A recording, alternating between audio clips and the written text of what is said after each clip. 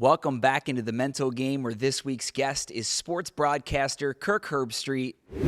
Man, I struggled. I just could not deal with it. And my dad was like, yeah, give it another spring. And then I ended up going to see this doctor. I'll never forget walking from my apartment, looking around my shoulder the entire time, wondering if anybody saw me. Yeah. I was like 20 or 21 years old, and I didn't want people to make fun of me. Just to be honest, Right. I didn't want people to think I was weak. And in this episode, Kirk opens up about his football journey, where at Ohio State, he started to struggle with his mental health. So without anyone knowing, he began going to therapy with the Buckeyes team psychiatrist. That led him to having success on the field at quarterback for Ohio State. But after college, there was no dream going to the NFL, but he found his dream job at College GameDay, where now he has shared the desk for over 20 years with Lee Corso and the crew. We talk about all of that and much, much more in this episode. But first, I want to tell you about Man Therapy. And guys, I am talking to you because, look, we have to be comfortable with our emotions, with being vulnerable, and talking about our mental health. And that's why I want you to go find some amazing tools and resources to help you with your mental health at mantherapy.org. But now it is time for the latest episode here on The Mental Game with Kirk Herbstreit.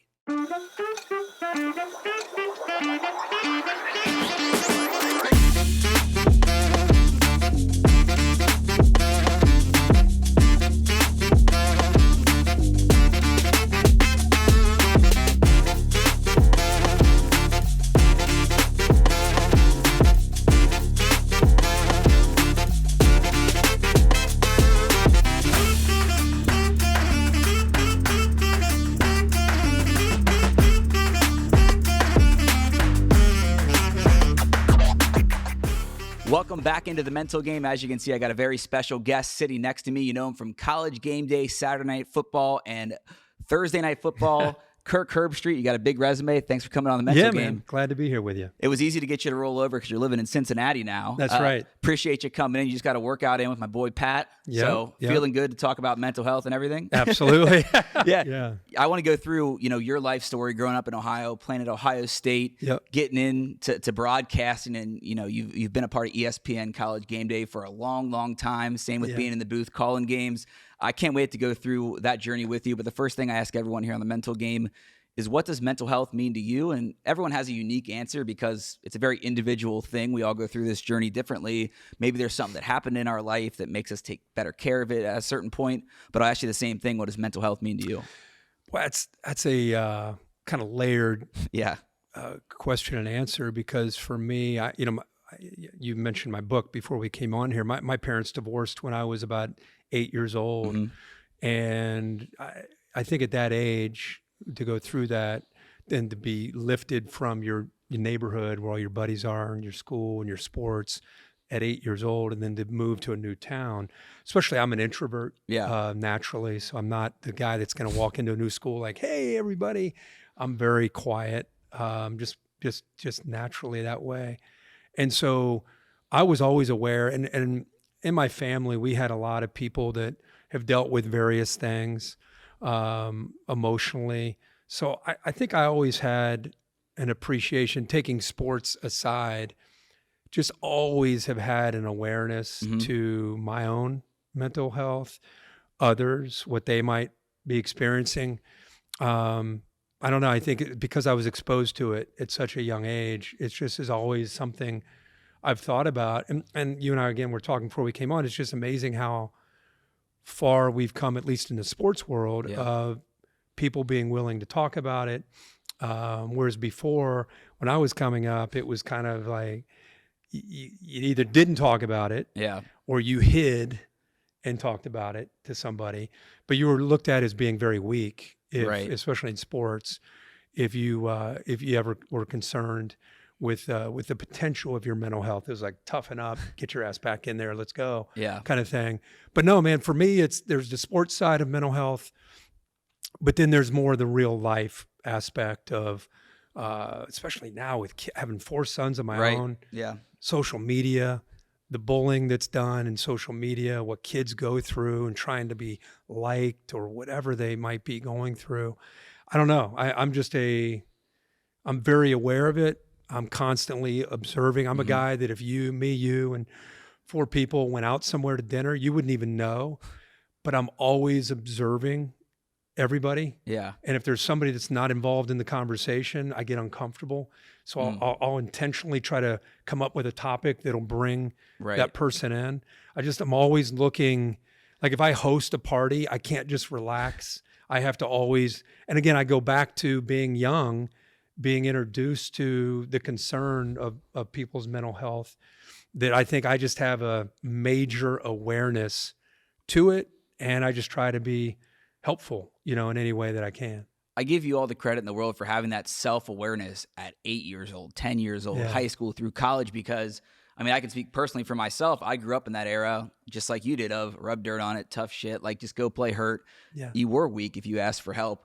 And so I think you mentioned also that you were an introvert, which from the outside, people would be surprised knowing that you've been on College GameDay for 25 years and you're one of the faces of college football. But how much did sports help you when you were struggling with your parents' divorce, when they started to remarry, when you were moving to different schools? I mean, you didn't have like this straight, and narrow path. How much did sports help you through that? Sports and my friends, my family's great. I wasn't traumatized in any way. It's just what I went through. I moved from Trotwood and when I was young in the Dayton area to Centerville. I didn't know anybody from Centerville. Lived there for about 2 years. Then my mom, who I lived with, got remarried to a guy. Then I moved to an area called Franklin, which you know where Franklin is. I lived there with my stepdad and my mom and my brother for a couple years, and then they got a divorce.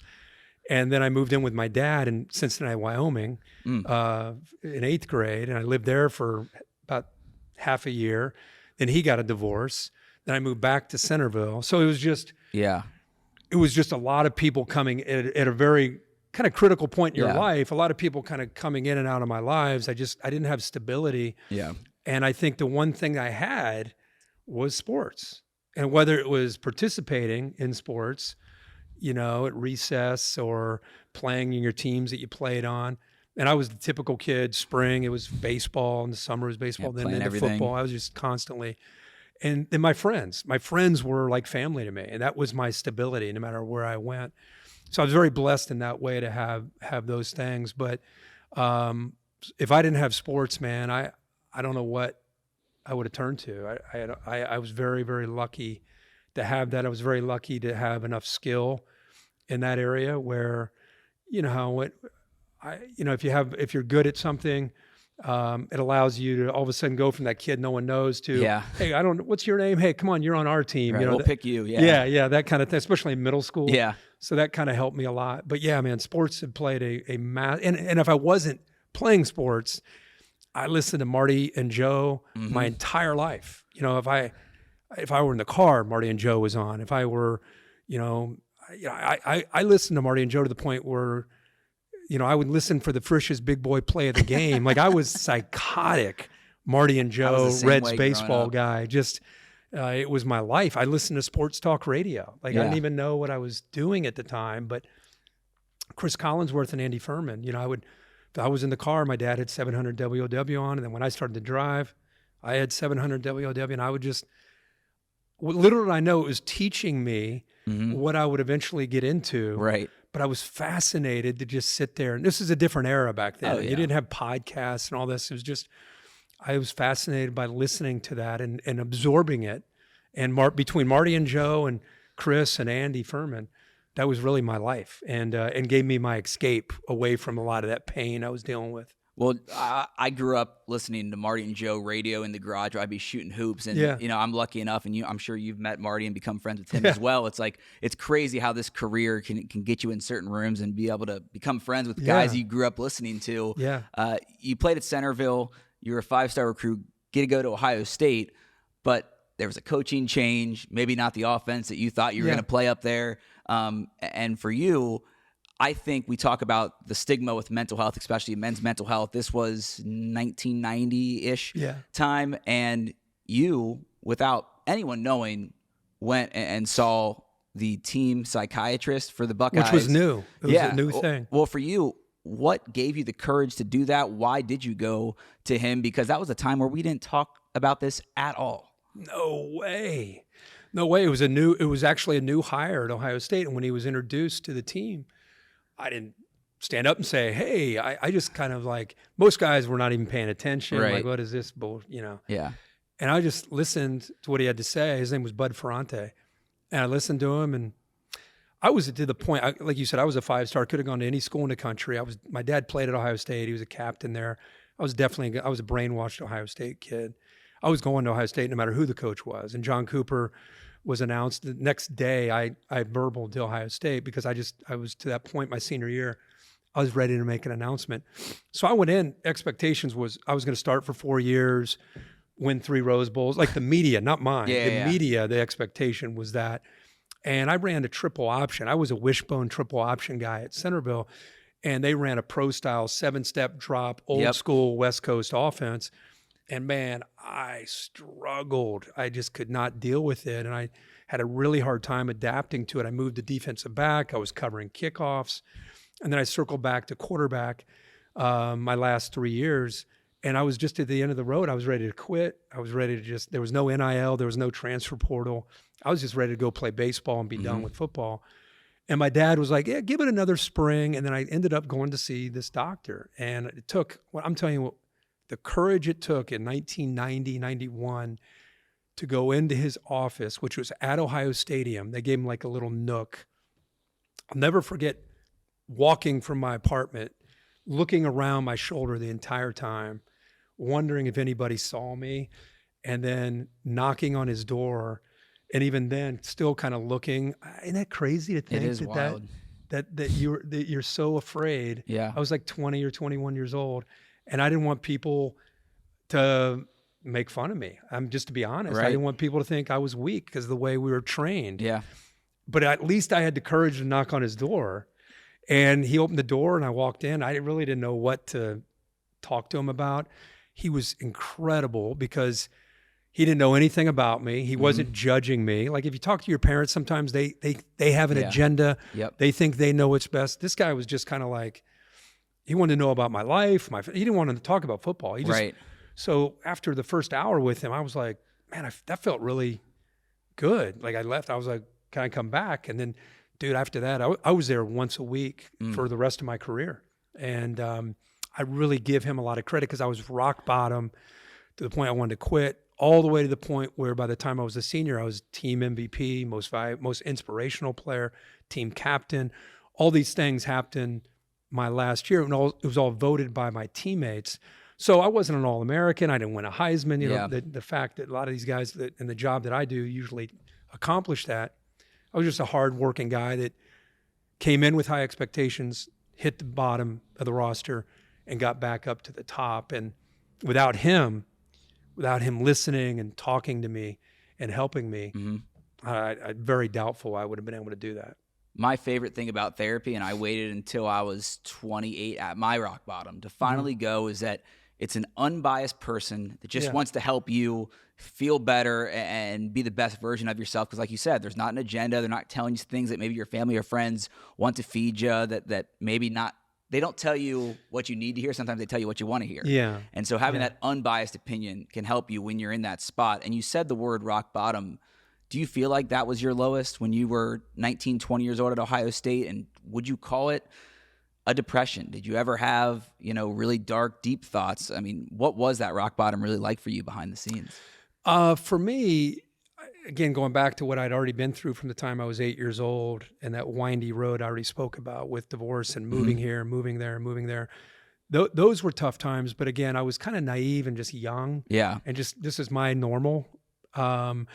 But this may not make much sense. I didn't care about the NFL. Like I grew up, I'm telling you, Ohio State football for me was my everything. Yep. My everything. And to be able to play for Ohio State at that time of my life was my everything. And to try to go to a Rose Bowl and represent Ohio State I could literally, if I accomplished that and died the next day, I would have been good. So to see that dream gone, to see the embarrassment only because of the outside expectations of what it was what it was I was supposed to do. And every time you go home, hey, what's going on? Why aren't you playing? Right. To deal with that was embarrassing, but not accomplishing my dream was more difficult for me. So I was never suicidal. I lost all my confidence as a person, not as an athlete, just as just a walking around, just not looking in the mirror, head down. Because think about it, your whole life you thought about this is your goal, this is your dream, and that dream's now shattered. That's where I was. So it was more of, this is all I wanted to do in my life. Now what? What now? Yeah. You know, and I'm not going to get this.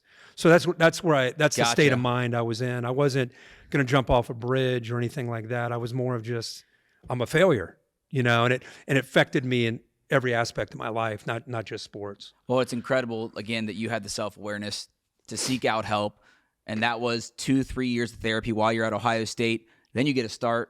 You know, you're a senior. You guys went to the Rose Bowl your senior year? No. We lost to Michigan, tied Michigan my senior year, and that prevented us from going to the Rose Bowl. Gotcha. But you got to the point that you had dreamed of being the starting quarterback at Ohio State. Yeah, I got to taste it. Yeah. And so that, I have to imagine, going full circle from when you first started knocking on that door and looked over your shoulder and were kind of embarrassed about going or worried if people knew, it showed that therapy works. Yeah. Oh, for sure. My thing with therapy would be to, first of all, try to align yourself with a therapist that you kind of gets you. Yeah. You know, I think, not to say that all therapists are great or they're not great. I'm just saying, I don't know how many people you went to, but man, I just kind of got lucky with the guy that I saw. And, you know, I've thought about other times, you know, throughout my life about, you know, seeking that out. And the first thing I think about is, man, I want to make sure I align, like they understand me, not just like, okay, you know, they're sitting Listen there. Here. Kay Adams, I had her on, and she described it like kind of like dating. Yeah. Of you got to mix and match. Sometimes you'll have a match, sometimes you won't. But like you said, it's got to be somebody that understands you and wants to help you. Did you find was it the first person? Second person. Okay. But that's one of the biggest struggles is finding the right therapist. And it's not that there may be a bad therapist. Look, there's people that do bad jobs in every profession, broadcasting. It's just whether they fit with you. Right. And so it's that, you know, or maybe the wrong medication that deters people from wanting to get help again. And so, you know, you and I are lucky that either our first or second try, we found somebody that worked for us. But yeah, Kay was telling me, look, it's kind of like dating. You got to go on a first date, second date. If you don't match, go on to the next one and you'll find your match. Yeah. Yeah. Good Will Hunting. You know, that was kind of fun to watch that. Matt Damon with Robin Williams, and how they initially, there was no chance. And then eventually Matt Damon came around. But yeah, if first of all, it takes, even today, I still think it takes courage for people to admit that they, you know what, I think I'm going to do this. But if you ever do decide to go that route, number one, congratulations on having the conviction to be able to do that. And number two, like we just said, I think it would be important if you try it and this person doesn't really get you, and you're like, I tried it, it's terrible. I'm telling you, you next thing, if you give it another try, you find that right therapist. It's like it becomes a massive advocate to your existence and what you're doing. Yeah, and you know, you went through a lot of trauma at a young age, you know, dealing with the divorce, just trying to figure out, find yourself at Ohio State. We didn't talk about it then. I told you we mentioned you just got done working out with my boy Pat Coyne. He trains, Burrow, Hubbard, all these guys here in Cincinnati. When we were in high school, we were freshmen together, and I had my first suicidal thought, and he was the only kid that was there for me. Now, he didn't ask, what's going on, what are you doing? He just knew, and he was there to listen, talk, because I was too scared to go to therapy. How old were you when that happened? 14. So we were freshmen in high school. And what was going on with you? So I've started to tell this story publicly because I tour the country now and speak at schools and colleges. And I had sent a picture to someone. They sent it to the whole school. Oh, no. And it was at a freshman football game with Sal and Elder here in Cincinnati. I'll never forget going home that night and thinking, I'm alone. I'm embarrassed. I'm never going to be able to get over this. And the next 2 to 3 months at school, horrific, made fun of. I mean, it's like 3 months into freshman year. And I had Pat, and that's it. 3 months into freshman year. Yeah. And I had Pat, I learned later on that the reason, this is years later, the reason why he was there for me in that moment is because he went through something similar and he saw himself in me. Wow. And so we didn't talk about depression, anxiety, therapy. He was just the only one that sat with me at lunch or invited me to go to the basketball game. And so what's cool about that, I tell that story, and obviously you train with him at Black Sheep Performance here, but we both had these big dreams. And then like 12 years later, I'm doing a story on him while he's training Sam and Joe and all those guys. Yeah. So the people that are around you, with you, that can help you through those moments, I tell kids when I'm at schools, like, look, you'll lose touch with a lot of people. Same thing with college. But the people that are there for you and help you through those moments, they will be there to support you as long as they can. Great. And Pat's been one of those guys for me. That's great. What I'm just curious, not to turn this on you. No, you're good. I'm curious because I think bullying has always been a problem, but I think especially now, with phones and social media, what's your going through what you went through? That's pretty difficult. What would you tell a parent or tell somebody that has a son or a daughter that's 13, 14 at those critical years? They're going through what maybe not exactly what you went through, but some form of bullying. Yeah. What's the answer? I think to that? Speaking to the parent and kid, first off, is nothing is the end of the world. Feelings are temporary. Yeah. Like, this will pass. But talking about, look, things on the internet last forever. I didn't have Snapchat, TikTok. This was a text message. Like, things are way different now. When I talk with professionals who work in suicide prevention and mental health, this is one of the top, if not the top reasons teens, high schoolers take their own life, because they think this embarrassing photo is going to ruin their life forever. A lot of times it's a scam. It's somebody on Snapchat that says, hey, send me $300 or I'm going to send this to your school or parent. And so knowing it's not the end of the world, but also having that awareness, having the conversation with your kids. This is the thing that's different than you and I. When we grow up, the earlier you start that line of communication, and you don't have to talk about everything at 8, 10 years old. Yeah. But the sooner you start talking. I can relate, yeah. Yeah, the sooner. I mean, I'm sure your own experience changed the way that you raised your own boys. For sure. The sooner you start that line of communication, the more open, the more trusting, the better it can be for you and your kids. That's what I tell tell parents when they ask me, because I didn't tell my mom and dad until I was suicidal at 28, on a bridge in downtown Cincinnati, when I'm supposed to be living the dream, having the time of my life. So just knowing that it's not the end of the world, that's what I stress the most, I think. Yeah. I love that. I love that it's temporary. Yeah. Because it does feel, when you're in the midst of, like, it's almost like a tidal wave or a storm. Oh, yeah. And it doesn't seem like it's ever going to go away. But the fact, if you can tell the whoever's going through that it is temporary. And then the second thing is, I love, because I've tried to do that with 4 sons.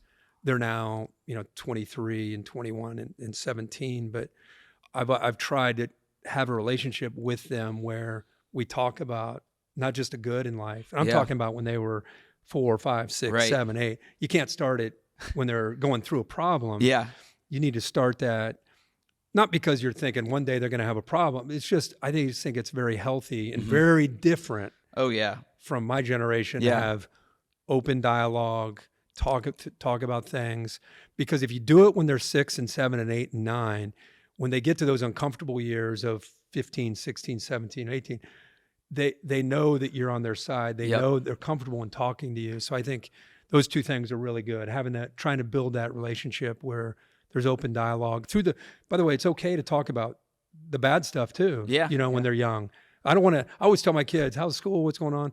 Oh, that's good. I go, no, I don't want to hear just the good. Like, tell me about some of the bad stuff. I want to know everything, because that's why I'm here to try to, and I'm talking about when they were like in 1st, 2nd, and 3rd grade. So I'd like to think I have that relationship, with my kids, but I think that's great advice for people out there. Well, it's super important, and you had your own experience that makes you second guess or look back at how you could have maybe helped yourself or now helped your kids. I mean, my mom feels like so guilty, and so does my dad, because they had no idea, because I hid it so well. Yeah. But like you, thank God I had the self-awareness of, after 3-4 months at 28 of being suicidal, even though I'm on the sidelines and the Bengals are going to the Super Bowl, living out this dream from the outside behind the camera. I mean, that was at 28, because you were talking about you were in 9th grade. Yeah, sorry. This is like, I dealt with it in silence for 15 years. Oh, so it just kept going? Kept going, never went to therapy. It wasn't like it got put away. Yeah, it got put away a little bit, but I was, high school, college, big partier. I was a full-blown alcoholic. I've been sober now for 15, 16 months. So, like, good for you. Thank you. Yeah, it took me until I hit that rock bottom of losing 3 family members, in 3 months. Woman I thought I was going to marry, super toxic relationship. So that like it made it built up Yeah. eventually where it just got to a breaking point of I was suicidal every day for 3 months. And finally, Wow. had to check in somewhere. And that changed my life because I just realized that there was other people like me, kind of the stuff we were talking about Yeah. before, and that you can't, like, it works. That's what's great. Yeah. When you start going to therapy or when you get sober, like, you realize you feel better and this stuff works. It incentivizes you to keep going, kind of like what you're talking about at Ohio State. Yeah. Yeah. Also think what you're doing helps you. Yeah, this is therapeutic now for me. You. Yeah. And I think that's really just talking about seeing that other people oh yeah, totally go through a lot of maybe not your exact set of example, but a lot of people go through a lot of stuff, and you just kind of talk. The more you talk about it, I think the more helpful that is for you. for sure. And like we talk about our job working in sports, I mean, there's challenges with that too. And when you get out of Ohio State, like you said, the NFL wasn't really your thing. It was Ohio State, and then Figure it out. yeah, figure it out. And you took a chance, I did. working at it as a local radio station Yeah. who maybe wanted an Ohio State perspective from a former player. And instead of taking a comfy, corporate job, Yeah. you look, for people listening or watching that don't know, you don't make anything when you start in sports or local TV. You took a job for like $12K Yeah. and just wanted to talk about sports, and you followed your heart. It's funny is I didn't come up with any money. I mean, you heard my story about bouncing around Yeah, and yeah. all that. I didn't care about money. I didn't have it when I was growing up. So I was never a kid that was like, I'm going to make a lot of money. I wasn't driven. I wanted to be happy. I love sports. Yeah. So I had pharmaceuticals when I was a business major at Ohio State. So when I didn't have the NFL and I graduated, I was like, okay, I've got Worthington Industries. I got all these pharmaceutical opportunities, really good money. That doesn't sound like a fun job. Right. Or I can do this local radio and make 12,000. And I took, not having any idea it would lead to Game Day and Yeah. Amazon and all this stuff. But yeah, I remember going back, I listened to talk radio. Yeah. I was fascinated by listening to Andy Furman and Chris Collinsworth, that they do this for a living. And I got that opportunity. I didn't care that I was making $12,000. I just thought, well, after all those years of listening to talk radio, now I can do that Yeah. for myself. And I ended up doing that even when I got at ESPN a couple years later. I think I did that for 15 or 16 years. So I really Wow. enjoyed that aspect. Well, and then you get a chance to audition for Game Day. Yeah. And from my understanding, it's a thought that you're no chance in hell going to get Zero this chance. job. They told me they told me you're not going to get the job, but it'd be good for you. I was 26, I think. Holy cow. And they said Craig James had just left. Yeah. So there was an opening. And back then it was just Chris Fowler and Lee Corso. Craig James, that was College GameDay. Craig James left to go to CBS and work on the NFL. So they had an opening, and Craig was a superstar on the show when that opening was created. And they Yeah. basically told me, hey, come in, you're a young guy, you've been at ESPN for 1 year. The guy's name was Mo Davenport. He's like, you're not going to get the job, but it'll be a good experience for you It's just always to go good to through hear, I was like, all right. So I showed up at the audition, nervous, met Lee Corso and Chris Fowler. We did kind of a fake segment. Yeah. And I guess they just wanted to see me if I could talk about, they did some, highlights, and Yeah. we just talked about college football for maybe a 6-minute segment. And I thought, That was fun. yeah, it was fun. I was nervous. I was terrified. I'd never done anything like that in my life, Yeah. not even locally. And now here I am doing it with Chris Fowler and Lee Corso. And I didn't hear from them this is way back. This is Yeah. 1996, 95, 96. I didn't hear from them. Not a letter, nothing, not a call for 4 months. I just figured, Wow. Yeah, it's over. yeah, I just moved on. And then I got a call. I was fishing actually in the Upper Peninsula, and my roommate called me and said, some guy named Mo Davenport called. He wants you to call him back. And I was like, Mo Davenport? Huh.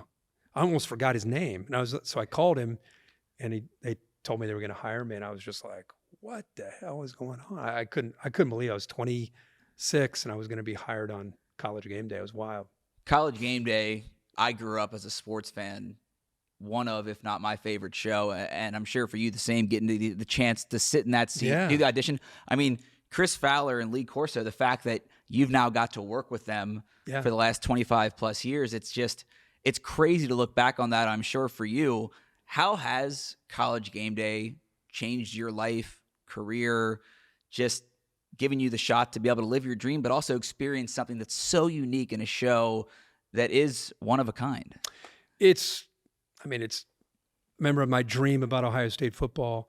Well, what my passion is college football, in sports, but college football for me, and be able to go to Baton Rouge or Gainesville or Eugene, Oregon, or wherever we are, Norman, Oklahoma.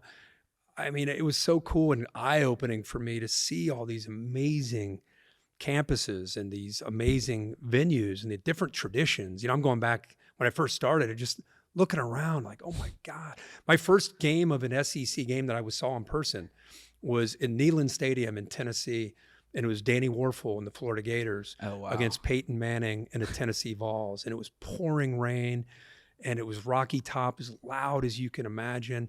And I was just like, shoot this in. I know an Ohio State guy, but man, shoot it in my veins. Like the passion of this stadium, just looking around like, this is me. This is what I'm supposed to be doing. And to this day, it never gets old. Like the show has changed a lot. Sure. Chris Fowler now just calls the game with me on Saturday. Reese Davis is there. Desmond Howard is there. Pat McAfee is there. Nick Saban is going to be there this year. So Lee Corso is still there. So, a lot of things have changed over the years, but that show still setting up its stage on the site of that weekend of college football, which for me is just like epic. It's cool. This will be my 28th or 9th year coming up. And it feels like it's my first or second year. So yeah, it's cool to do something where you still, after all these years, almost 3 decades, you still love doing it. Well, I know when Game Day came to Cincinnati a couple years ago, that was great. Oh, my first time ever, and it was their undefeated season. They were ranked 2 in the country at the time. Wild. That was a super, super cool experience. Corso puts on the headgear, place goes nuts. I want to touch on Lee because your friendship with Lee Corso is very, very obvious when you watch College GameDay or you see your Instagram. What has that relationship been like over the years since that audition and now being on Game Day together for almost 3 decades? It's changed a lot.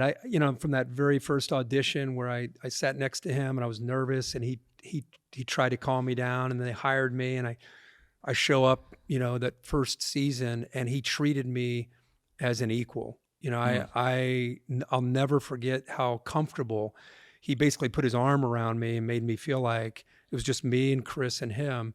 And he was an analyst and I'm an analyst, and we're going to talk about these games. The show was only an hour back then, but just how he made me feel. Where our relationship changed is when, I don't know if you remember the silly Sports Center commercials years ago that we used to do. Well, Game Day used to do commercials like that, and we would go out to LA. And my life changed from being single when I first was on the show to being married, to then having preemie babies. We had twins that were 2 pounds each. They were born very early. And as you're going through these life experiences, you get in the back, you're in LA and you're at a photo shoot. And I knew Lee and Chris, but inevitably Lee and I would always get in the same car. And he was a father of 4 kids. He has 3 sons and a daughter. And we would inevitably get into conversations because he's a guy that he asks you how you doing. Now, how you really doing? Like a coach. Digging deep. And I would open up and I would talk to him and he would listen. That was the key because my dad didn't listen real well. He would listen, and then he would listen, and then he would give me a thought or two about almost like wisdom that he was giving me. So that would happen one time, and then another time, then another time, then another time. Then it became like something I looked forward to and I needed. Yeah. So in my career, as soon as my contract would run out and maybe go here, maybe go there, I'd go, not my agent, not my parents, not my wife, I'd go to Lee. What do you think about this? Whatever he said, I would listen to. And that became I'd get into a situation with my wife and we might move or I would go to him. What do you think of this? So I guess like another father figure in my life. And then he had a stroke about 12 or 13 years ago, and he lost his ability to speak and use the right side of his body. And he's worked real hard to get it back. Well, then I found myself kind of like full circle. I try to be what he was to me. I try to help him whenever I can, however I can. Just because, number one, that's what a friend should do. Right. But number two, as he gets, he's into his late 70s, into his 80s, I think a lot of people watch him and they see him tripping on his words and they think, oh, that son of a bitch, he's so old. Why is he still there? And I'm like, if you only knew his cognitive mind is as sharp as ever, he struggles sometimes getting his words out because of that stroke.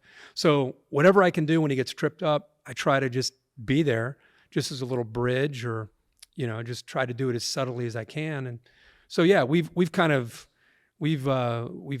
from just one extreme where I'm just looking up at him like, what do I do? Right. To, becoming his equal, I guess, for many years, and now just trying to help him in any way I can. I think that is one of the most powerful things I watch, where I can tell watching as a sports fan, he's still there. Like it's still the same Lee Corso, but like you said, sometimes he does trip up on words. Yeah. Maybe he's not in as many segments or picks as normal, or as he was for so many years. But watching you kind of, I don't know how to describe it. I don't want to say training wheels, but like you're his support system throughout the show.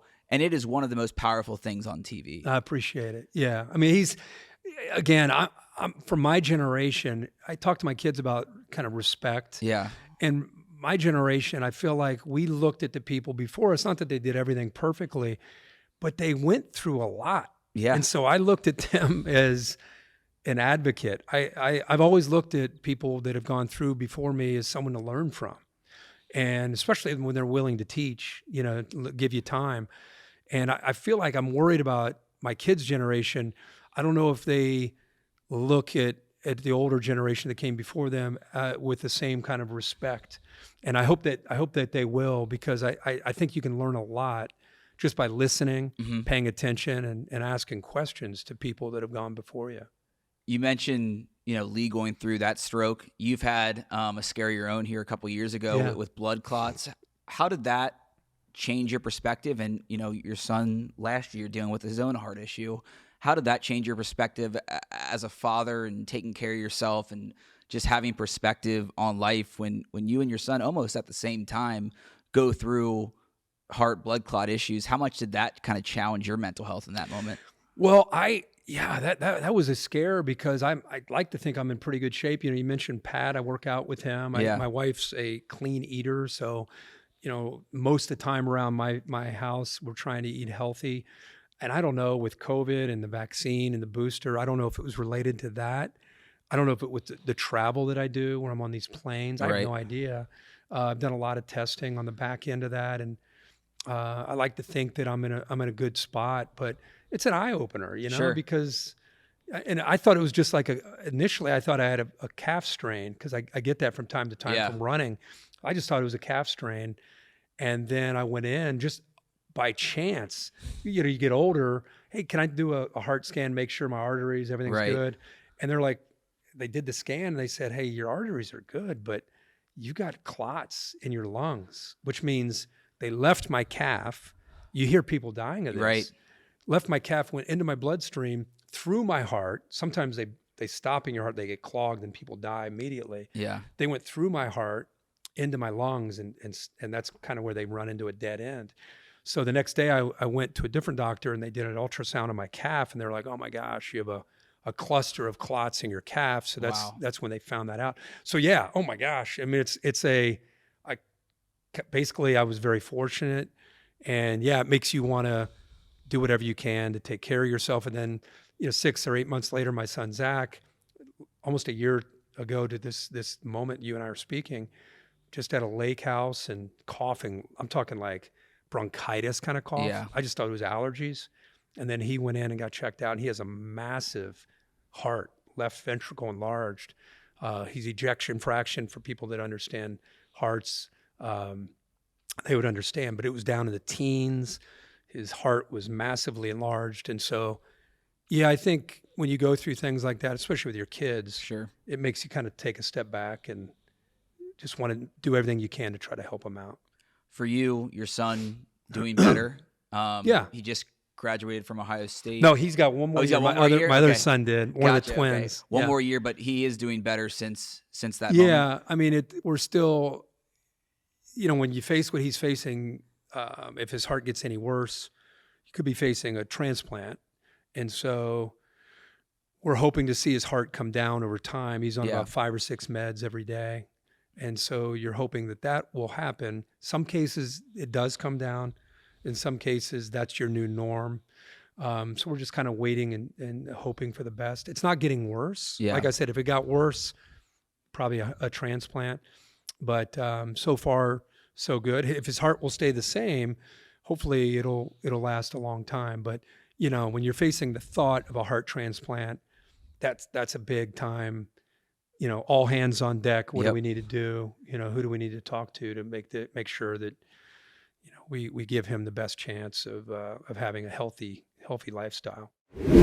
Therapy is something Kirk and I have both talked about a lot in this episode because it helped us with our mental health when we are struggling, and we realized if we asked for help, we could help ourselves with our mental health. And guys, that's why I want to tell you about Man Therapy. Go to mantherapy.org right now to take their 18-point head inspection. It's a quick 2-minute test that can help you a lot with your mental health.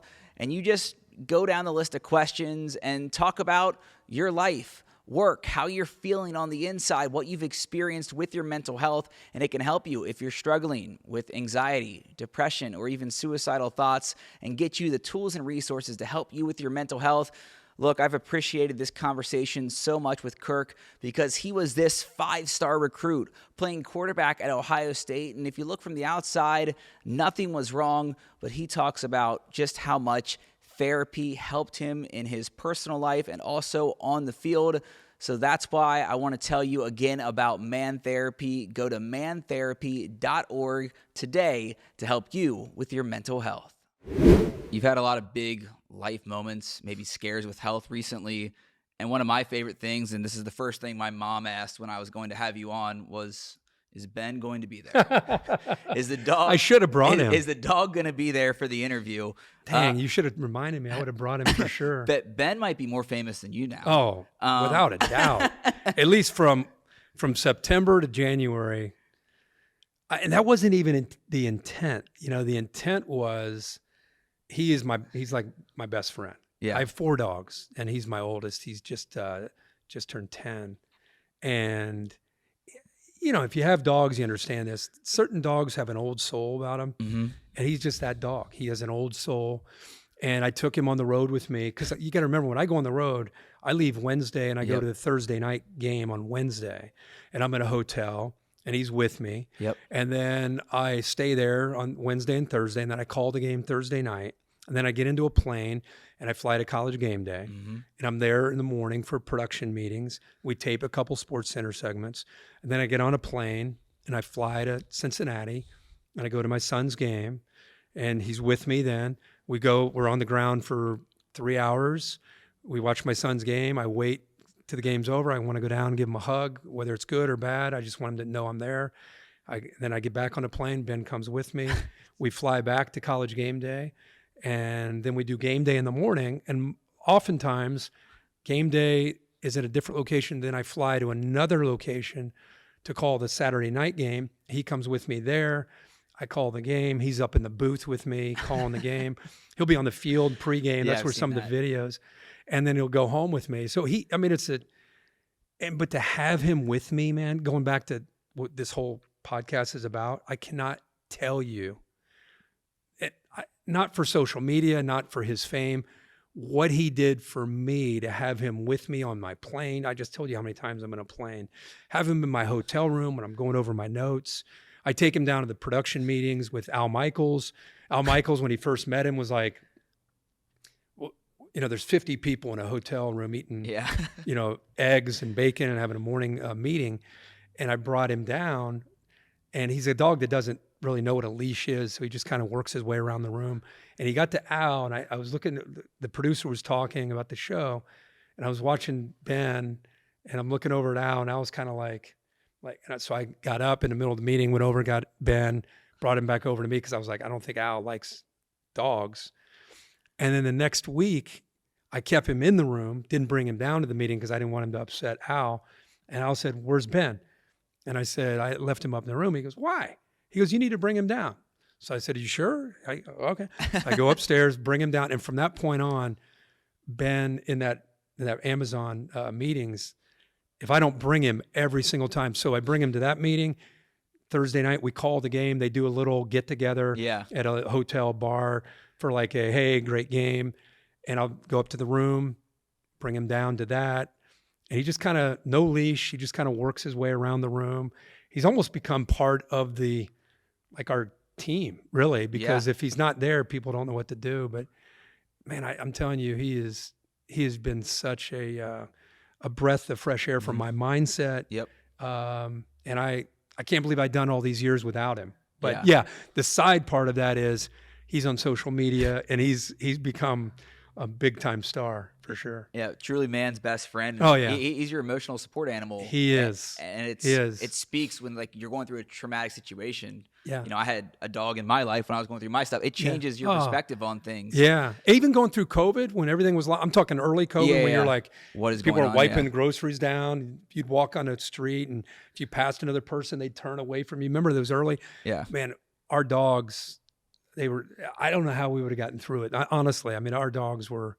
And again, we have 4 Goldens. We had 3 at the time, but they are kind of they're part of the family. Yeah. Really. So yeah, it's big to have that. Well, we're talking about Ben and other fun things. So I want to kind of switch here because we've hit obviously a lot of mental health. I want to get into some fun stuff with you with football.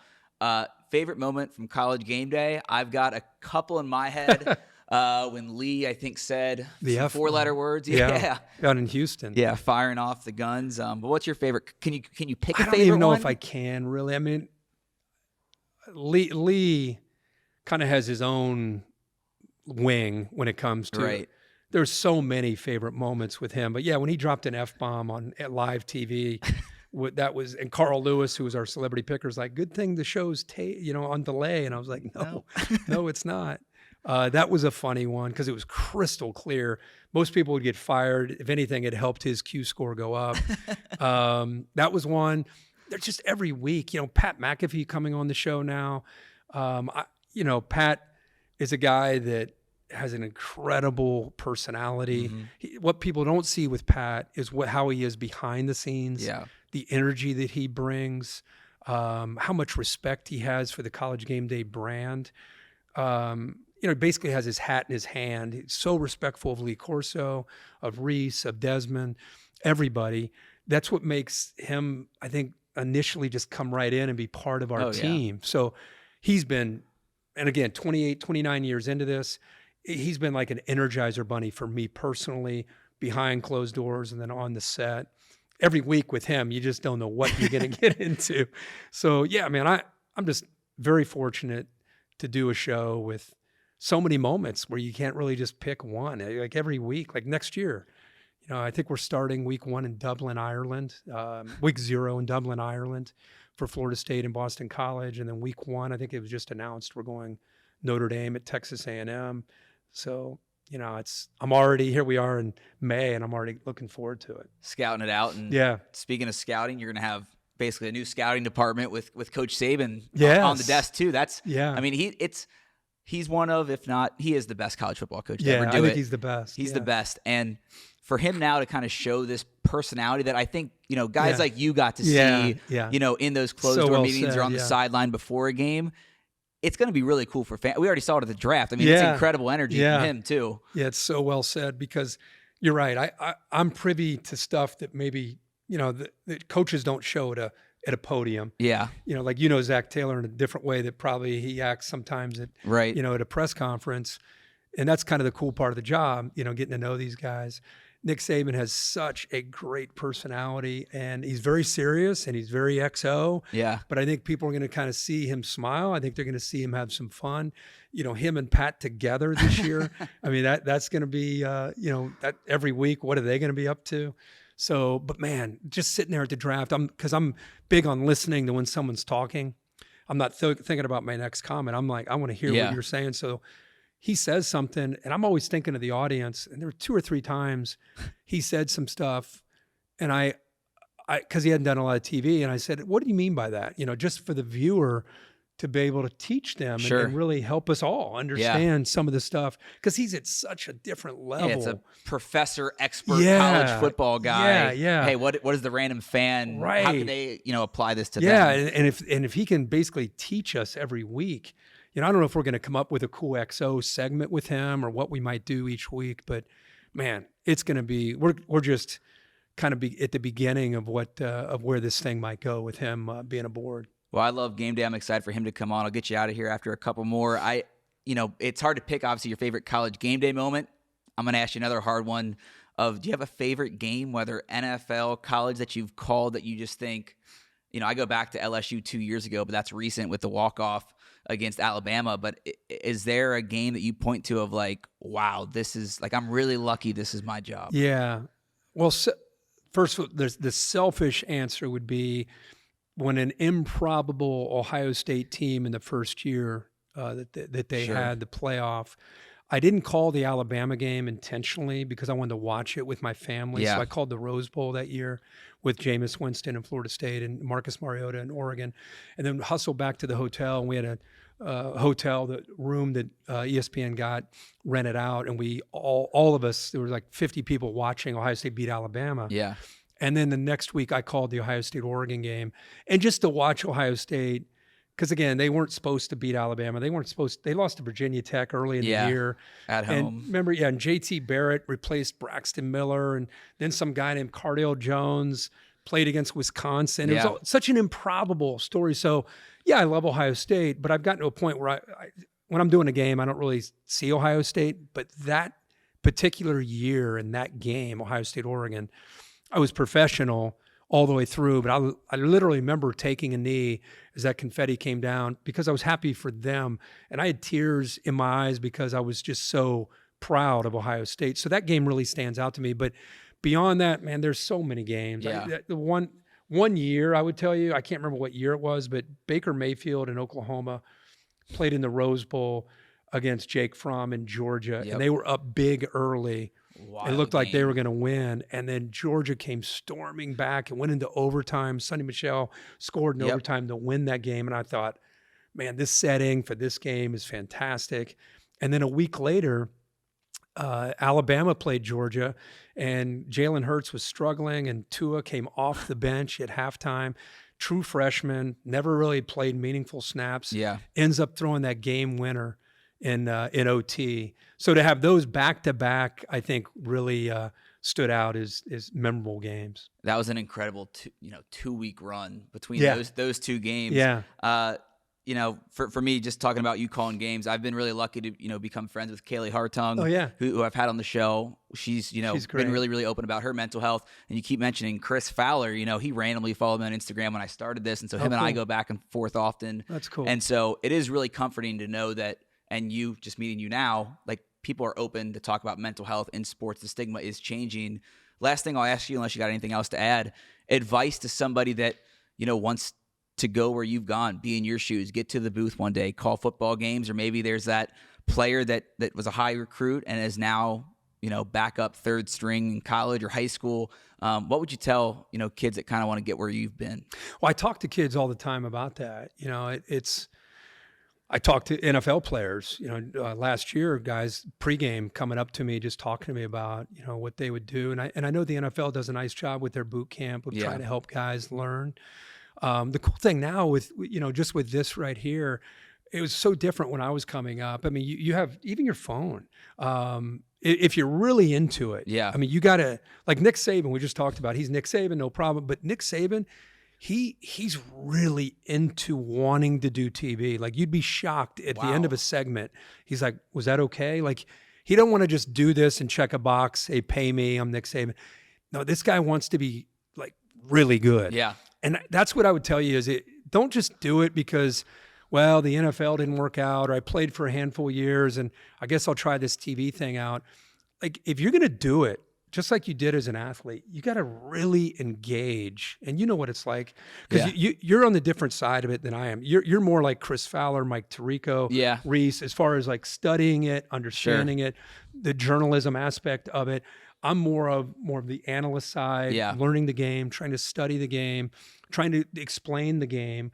And so you got to roll up your sleeves to do this. I think a lot of people look at it and they think, that anybody could do that kind of thing. And I would just tell you that I guess maybe anybody can, but there's the amount of work that you have to put into it to do it at the level that you'd be comfortable with. I would just encourage you to, first of all, fall in love with it. Yep. That would be the big thing. Not worry about how fast you're moving up the ladder. Like, enjoy what you're doing. If it's a local podcast, just have a ball doing a local podcast. If it's local high school football games, do the best you can where your feet are. I think a lot of times in life, we're looking like you're doing this, but you're looking like, maybe I can interview there. It's like for me, I never thought about what the next door was. I enjoyed, my head was down, and I'm not telling you this is the only way to do it, but I stayed here. And then it's like, okay, the season ended. It's like, oh, there's a door over there. And you open that door, and you're like, oh, do I want to walk through this door? But I was never looking to see what else is next. So I would just encourage you, if you ever, no matter what level you get into it, do the best job you can right here. And if you have passion for it and you love it, it's amazing how those doors open and present themselves without you trying to chase them. Yep. So that's a big thing that I would say. And love it, have passion for it, and just enjoy it. And I think that comes across when you do what you do. You know what I mean? Yeah, passion, hard work, it all pays off. Kirk, thank you so much for coming on the Mental Game. Really appreciate it. Well, thanks for having me. I'm moving to LA. I was going to say I'll be at some of your son's high school football games and see you on the sideline. But maybe you'll come back for a game. Who knows? Yeah, there we go. I got to get on the jet with you, Ben, and McAfee. Have a good time. Thanks so much, Kirk. Really appreciate it. And we'll see everybody right back here next week on the Mental Game. And I love that conversation with Kirk. It was so much fun to talk about his football career at Ohio State, where he started struggling with his mental health and how he really broke the stigma on his own by starting to see the Buckeyes team psychiatrist, but then just getting to live out his dream job for almost 3 decades on College GameDay. He's just one of the best to ever do it in the booth and also obviously on the desk at College GameDay. You'll have a lot of fun watching him this football season in both college and the NFL. So again, big thanks to Kirk Herbstreit for coming on the Mental Game. Next week, I'll give you your one hint. It's another surprise guest, and they are a TikTok star. That's your one hint. We'll see you right back here next week on the Mental Game.